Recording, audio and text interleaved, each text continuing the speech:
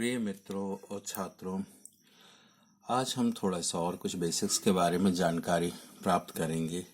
RCC design जब भी की जाती है तो दो मेथड बहुत ज़्यादा प्रसिद्ध है, एक WSM और एक LSM। WSM मतलब वर्किंग स्ट्रेस मेथड इसको कहते हैं, LSM को कहते हैं limit state method. Working stress method का एक और नाम मॉड्यूलर रेशियो मेथड है। थोड़ा थोड़ा इन दोनों मेथड के बारे में जान जाते हैं।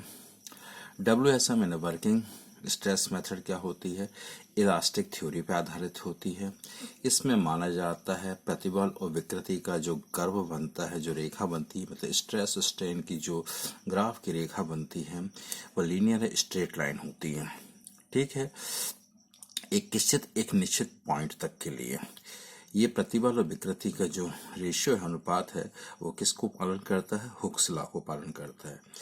WSM मेथड पुरानी मेथड है और ये नॉन इकोनॉमिकल है, मतलब इसके इस्तेमाल करने पर मटेरियल जो लगता है उसका समुचित उपयोग नहीं हो पाता है और सेफ्टी फैक्टर इसमें डिसाइड नहीं रहता है। LSM क्या रहता है? ये कंक्रीट के प्लास्टिक थ्योरी, याद रखना, WSM किस पे आधारित है? इलास्टिक थ्योरी पे। LSM किस पे आधारित है? प्लास्टिक थ्योरी पे। कंक्रीट के लिए प्रतिबल और विकृति का कर्व क्या होता है? नॉन लीनियर होता है। ठीक है, एक चीज समझ गए। और इसमें क्या मानते हैं? कंक्रीट में प्रतिबल और विकृति का जो कर्व होता है, जो स्ट्रेट लाइन होता है, ये एक रेखीय होता है। इसमें ये रेखीय नहीं होता है। अगर WSM पुरानी मेथड है तो LSM क्या है? न्यू मेथड है। अगर WSM नॉन इकोनॉमिकल मेथड है तो LSM इकोनॉमिकल मेथड है।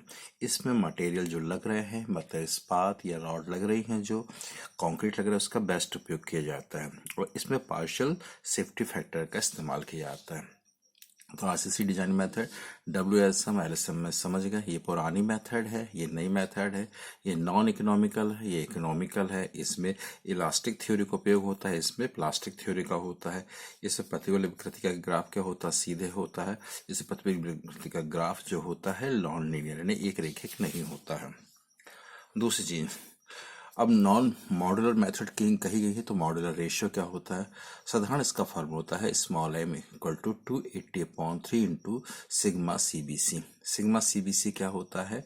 Permissible compressive stress in bending, permissible compressive का C, स्ट्रेस इन बेंडिंग का B इन कॉन्क्रीट। ठीक है ना, सिग्मा CBC का अर्थ समझ गए। ठीक है, इस मॉडल रेशियो का उपयोग कहाँ होता है? मटेरियल कितना लोड सहन कर सकते हैं उसके बारे में डिसीजन होता है। दूसरे ढंग से मॉडुलर रेशियो कह सकते हैं modulus of elasticity of steel, modulus of elasticity of steel, modulus of elasticity of concrete. मतलब स्टील ज़्यादा मजबूत है तो modulus elasticity of stronger material divided by modulus elasticity of weaker material. Concrete steel की तुलना में कमजोर है तो ऊपर स्ट्रांग मटेरियल का मॉडुलस ऑफ इलास्टिसिटी निकाल लीजिए और नीचे वीकर मटेरियल, इन दोनों का अनुपात m कहलाता है। इन दोनों मॉडुलस ऑफ इलास्टिसिटी क्या होता है? किसी भी पदार्थ को आप दबाएंगे, स्ट्रेस लगता है तो वो उस पर ऊपर जो दबाव लग रहा है प्रतिबल का, वो विरोध करता है। इस गुण को क्या बोलते हैं? आप मॉडुलस ऑफ इलास्टिसिटी कहते हैं। ठीक है, ऊपर से बल लग रहा है तो नीचे से पदार्थ उसमें होने वाली विकृति का विरोध करता है। स्ट्रेस और स्ट्रेन, प्रतिबल और विकृति का अनुपात एक कांस्टेंट होता है और इसको क्या बोलते हैं? मॉडुलस ऑफ इलास्टिसिटी बोलते हैं या यंग मॉडुलस भी बोलते हैं। ठीक है, मॉडुलर रेशियो, अगर मॉडुलर रेशियो बढ़ेगा तो स्ट्रेस जो मतलब प्रतिबल का जो अंतर है कंक्रीट स्टील में क्या हो जाता है? बहुत ज्यादा अंतर हो जाता है। समझिए, मॉडुलर रेशियो अगर बढ़ रहा है, उसकी वैल्यू अगर बढ़ रही है तो प्रतिबल का जो होता है कंक्रीट और स्टील में दोनों के बीच का अंतर क्या होता है? बढ़ जाता है। ठीक है ना, और उसमें क्या होता है? मॉडुलर रेशियो बढ़ने पे स्टील जो तो आयरन रॉड होती है उस ज्यादा से ज्यादा स्ट्रेस प्रतिबल अपने ऊपर ले लेती है। ये चीज अच्छी चीज नहीं मानी जाती है। ठीक है, मॉडुलर रेशियो समझ गया। 280/3 into sigma CB, permissible compressive stress in bending in compression C, modulus of elasticity of stronger material upon modulus of elasticity of weaker material. समझ गए। नेक्स्ट अपन उस पॉइंट पे देखेंगे। मॉडुलर रेशियो का क्या होता है, कहाँ वर्किंग स्ट्रेस में मेथड में उसका उपयोग होता है। कई लोग लिमिट स्टेट मेथड में उसका उपयोग नहीं मानते, पर ये सच्चाई नहीं है। लिमिट स्टेट मेथड की लिमिट स्टेट मेथड के अंदर भी कई मेथड होती है, उनमें से एक सर्विसिएबिलिटी फैक्टर के समय इस मॉडुलर रेशियो का उपयोग किया जाता है।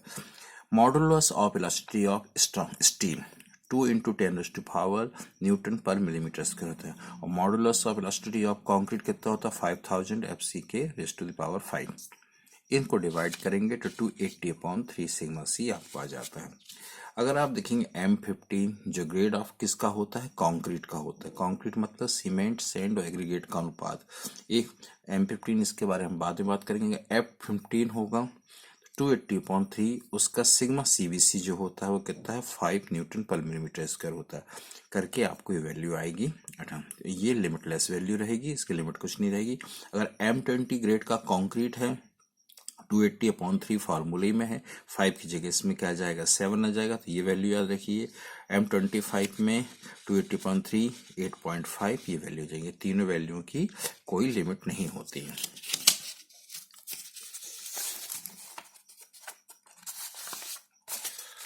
अब हमारे सामने इस बार बार हम कह रहे हैं स्ट्रेस स्ट्रेन का कर प्रतिबल और विकृति। प्रतिबल कंक्रीट के लिए देखेंगे तो एक लेवल तक बढ़ता जाता है, फिर कम हो जाता है। ये ग्राफ 3 लगाया गया। 3 ग्राफ में क्या है, पहला जो बोला जाता है, ये पैराबोलिक आकार में तीनों ग्राफ होते हैं। स्ट्रेस और स्ट्रेन, यहाँ पे स्ट्रेस बढ़ता हुआ रहेगा, यहाँ पे स्ट्रेन बढ़ता हुआ रहेगा। ठीक है, पहला ग्राफ दूसरा ग्राफ है। पहला ग्राफ क्या होता है, कैरेक्टरिस्टिक स्ट्रेंथ ऑफ कंक्रीट होती है। दूसरे में मल्टीप्लाइड 0.6 पे के ये होता है curve for concrete in structure. और तीसरा ये ग्राफ होता है, ये होता है डिजाइन कर्व कहते हैं। अगर स्टील में देखें तो स्ट्रेस और स्ट्रेन के बीच यहाँ हमने कंक्रीट का बनाया था, यहाँ स्ट्रेन का ग्राफ बनाते। एक लेवल तक कंक्रीट में ये ग्राफ सीधे बनाता है, उसके बाद ये चेंज जाते हैं। पहला होता है कैरेक्टरिस्टिक कर्व होता है, इसको FY से करते हैं। और दूसरा क्या होता है, डिजाइन कर्व होता है FY/1.15, ये आता है 0.87 FY। ठीक है, ये 2 कर्व होते हैं।